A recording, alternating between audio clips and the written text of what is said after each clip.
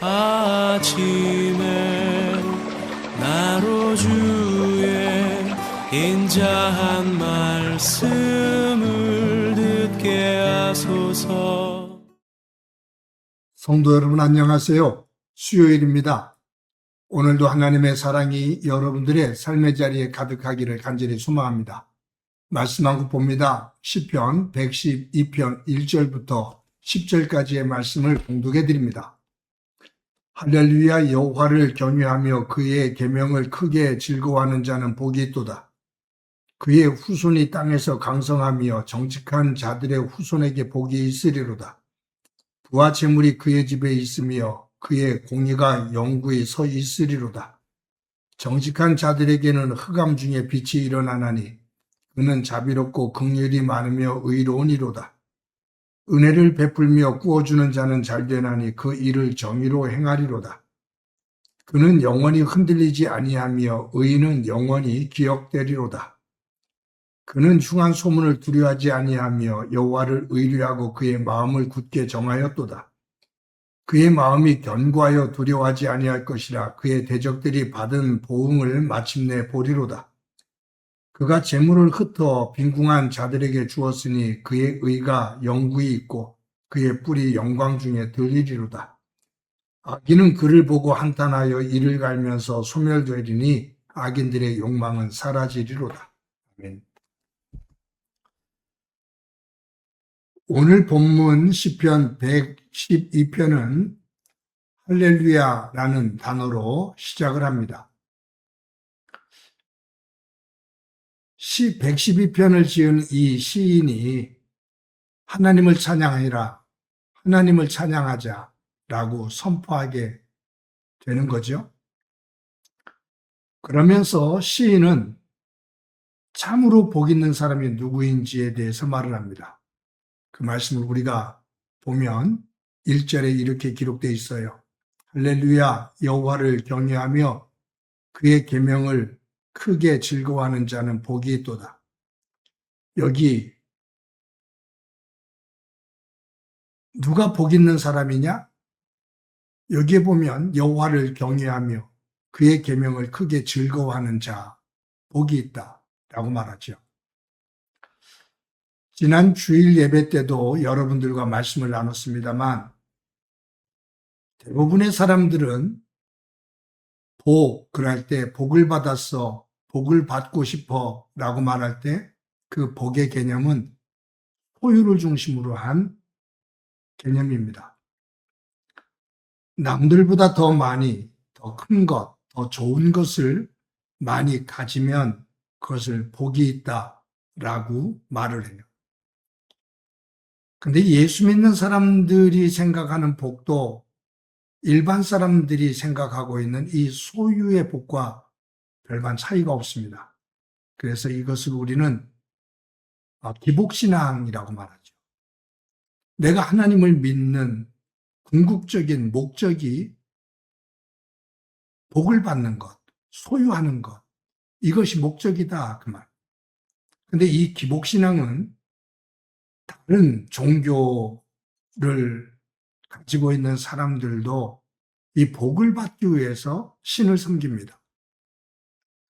그래서 이 복이 신앙의 중심이에요.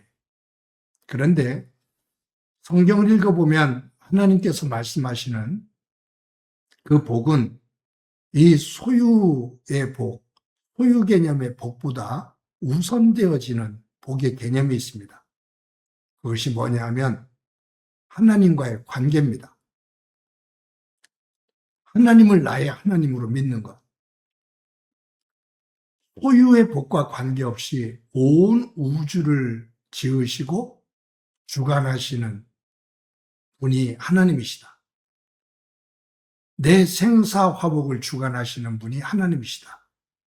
그 하나님이 나를 사랑하신다. 얼마만큼?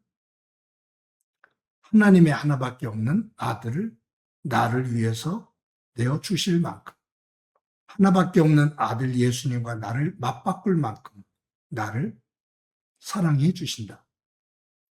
그래서 하나님과 나와의 관계가 생명의 관계, 인격의 관계예요.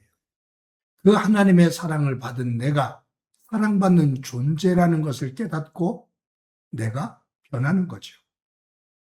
나를 사랑하시는데 하나님께서 하나밖에 없는 아들과 나를 맞바꾸실 만큼 나를 사랑한다. 내가 하나님 앞에 그만큼 사랑받는 존재다.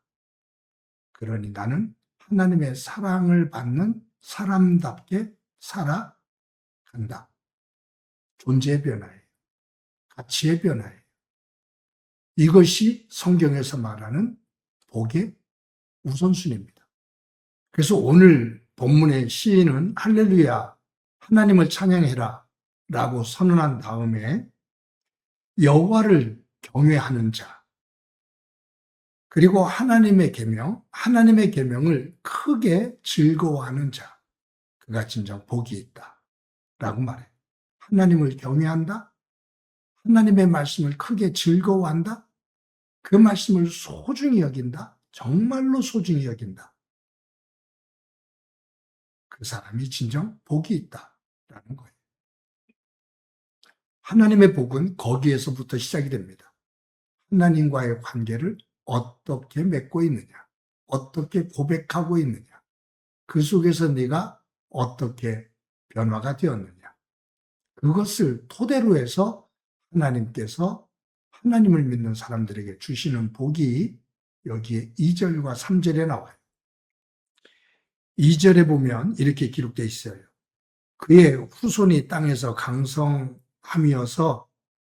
강성하여 정직한 자들의 후손에게 복이 있으리로다. 그러니까 그의 후손, 하나님을 경외하고 하나님의 계명, 하나님의 말씀을 크게 즐거워하는 자가 복이 있는데, 이처럼 하나님과의 관계를 바르게 맺고 변화되어지는 그 후손들의 삶이 이 땅에서 강성하다. 그리고 그 정직한 자들의 후손에게, 하나님을 섬기는 그 후손들에게 복이 있으리로다. 하나님을 바르게 믿으며 하나님을 중심으로 삶의 의미를 바르게 세운 사람들의 자손들이 이 땅에서 복이 되어진다. 복의 사람으로 선다. 자손에 대한 복이죠. 근데 3절에 보면 부와 재물이 그의 집에 있으며 그의 공의가 영구히 서 있으리로다. 그 이후에 따라오는 거죠. 부와 재물. 소유에 대한 것이 따라와요. 소유가 우선이 아닌 존재의 변화, 하나님을 만나 가치의 변화, 이것이 우선이 되면 그 이후에 오는 것이 부와 재물이다. 왜냐하면 이 존재의 변화가 하나님 안에서 일어나면 그 이후에 주시는 부와 재물을 하나님의 뜻에 따라 온전하게 쓸 수 있게 사용하기 때문이다.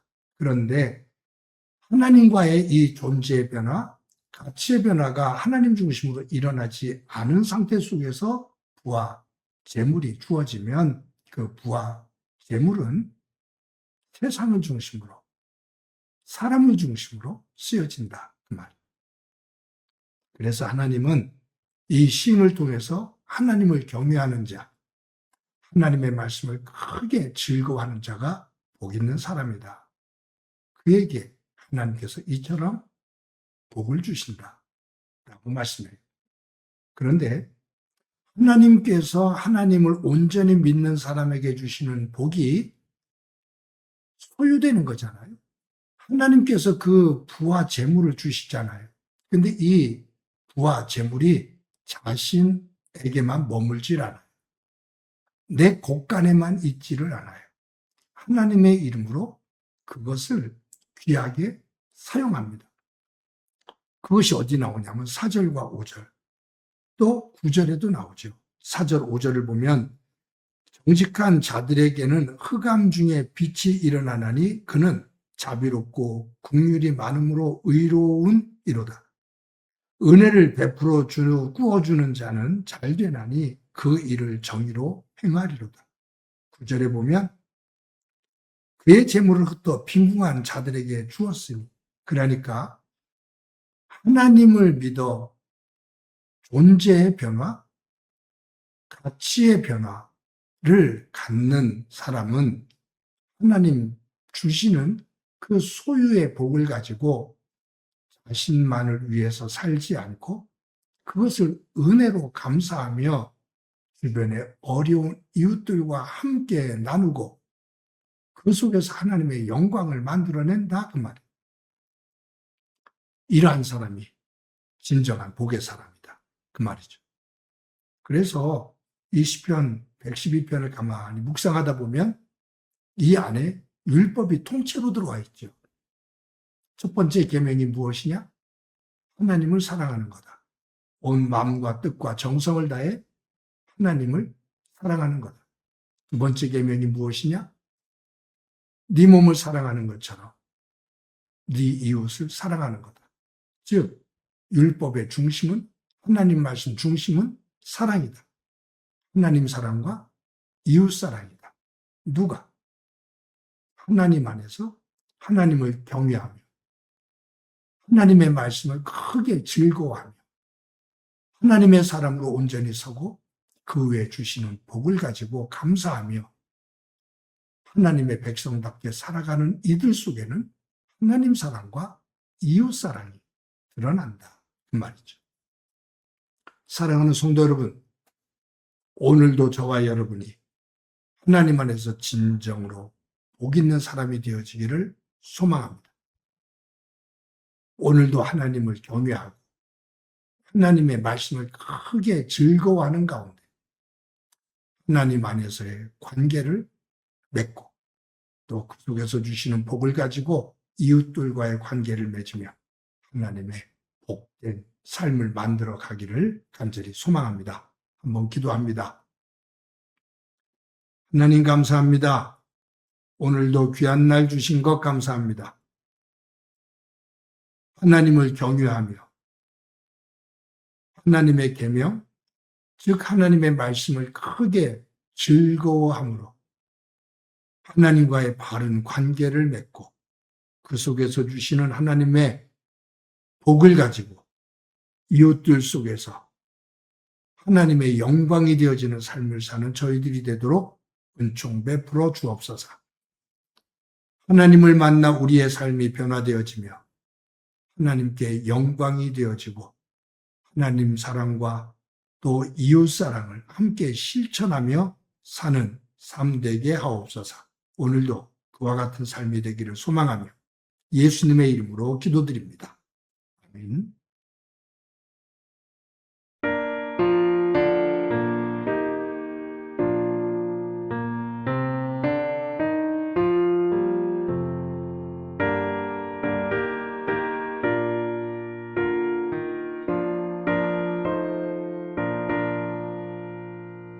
누가 주를 따라 섬기려는가?